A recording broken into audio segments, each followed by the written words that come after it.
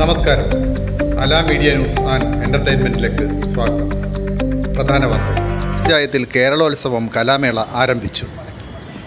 പഞ്ചായത്ത് മാനവീയം വേദിയിൽ കളരിപ്പയറ്റ് മത്സരങ്ങളുടെ ഉദ്ഘാടനത്തോടുകൂടിയാണ് പരിപാടി ആരംഭിച്ചത്.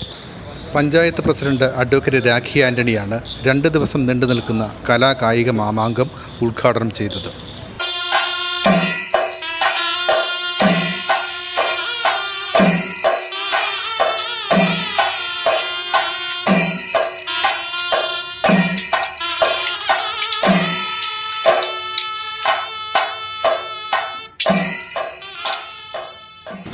ചെസ് മത്സരം, സാഹിത്യരചന മത്സരം എന്നിവ അരൂർ വിജയാംബിക വായനശാലയിൽ നടന്നു.